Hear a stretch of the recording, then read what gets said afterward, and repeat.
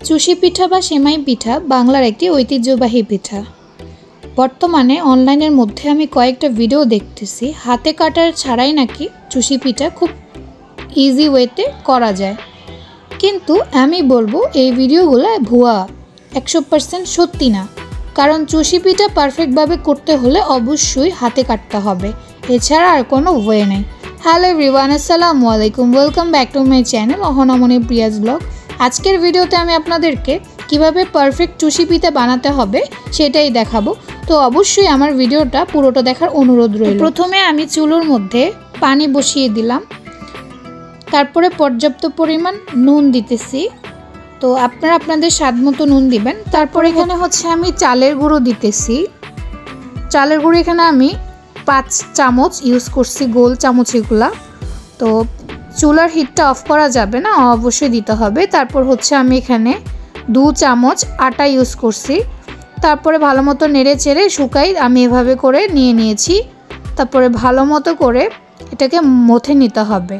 এই যে এরকম কনসিস্টেন্সি করতে হবে, আমি যেরকমটা করছি এরকম অবশ্যই করতে হবে। তারপরে আলতো হাতে এটাকে এভাবে একটা বোর্ড অথবা পিড়ার মধ্যে এরকম করে নিতে হবে। আমি যেরকম করে লম্বাটে করে নিচ্ছি, আসলে এটা বলার কিছুই নাই, এটা ভিডিওতে অবশ্যই দেখে নিতে হবে, বুঝে নিতে হবে। তো আমি এরকম করে লম্বাটে করে নিয়েছি, আপনারা এরকম করে চিকনা করে লম্বাটে করে নেবেন। তারপরে আমি অর্ধেক রেখে দিয়েছি, তারপর ছোট ছোট করে দিচ্ছি। তো আমার যেহেতু প্রথম, আমি ফার্স্ট টাইম বানাচ্ছি, তো সেই জন্য আমার প্রথম 3-4টা একটু অন্যরকম হয়েছে।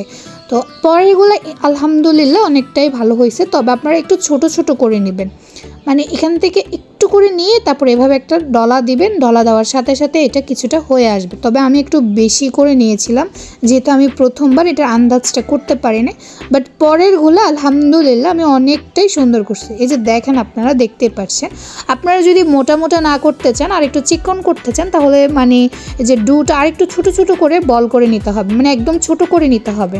তা আমার কাছে আমি তো এমনি বিজনেস করি, স্বাভাবিক, আমি আজের এত বসে থাকতে পারি না। তো আমি এই জন্য একটু বেশি বেশি করে নিয়ে তাড়াতাড়ি করে শেষ করে দিয়েছি, কারণ আমার সময়ের অনেক মূল্য আছে। তা আমি একটু এখন যে ছোট ছোটোগুলো করে দেখাচ্ছি আপনাদেরকে। এই যে পারফেক্ট হয়েছে দেখেন, এই ছাড়া আর কোনো ওয়ে নাই। তো এখন আমি এই চুষি পিঠাগুলো রান্না করব। সেজন্য আমি চুলোর মধ্যে দুধ জাল দিলাম। তারপরে এটার কালারের জন্য আমি চিনির ক্যারামেলটা করে নিচ্ছি। তো চিনির ক্যারামেলটা করে আমি দুধের মধ্যে দিয়ে দিচ্ছি। তারপরে কালারটা চেঞ্জ হয়ে গেছে। এরপরে দুধটা যখন বলক উঠে যাবে, তখন আমি চুষি পিঠাগুলো ঢেলে দিলাম। তারপর আস্তে আস্তে নাড়তেছি এগুলো ভালো মতো জাল করব 5 থেকে 10 মিনিট। যখন চুষি পিঠাগুলো উপরে উঠে আসবে, তখনই বুঝতে হবে যে এটা পারফেক্টলি কুক হয়েছে। তো ফাইনালি আমার চুষি পিঠা রেডি। দেখো কতটা গাঢ় হয়েছে। এটা অবশ্য একটু করে নামিয়ে নিতে হবে, বেশি গাঢ় করা যাবে না চুলোর উপর, কারণ এটা যখন আমি নামিয়ে ফেলবো তখন এটা আস্তে আস্তে গাঢ় হয়ে যাবে। তো আমি এখানে হালকা কিছু চালের গুঁড়া ছিল, আমি এগুলো দিয়ে দিয়েছি, এই জন্য আমার এটা এতটাই গাঢ় হয়েছে। তো দেখে বুঝতে পারছো আমার এই চুষি পিঠাগুলো কতটা পারফেক্ট হয়েছে। আমি এটাতে বাদাম কুচি এবং কিশমিশ তো আগেই দিয়ে দিয়েছি, এগুলো দিয়ে আমি পরিবেশন করলাম। যতজনে আমার এই চুষি পিঠা খেয়েছে বলেছে, তুমি কি আমাদের দাদি নানিদের মতো এত পারফেক্ট কীভাবে বানিয়েছো। আসলে চাইলেই সব কিছু সম্ভব, জাস্ট একটু চেষ্টা করা লাগে।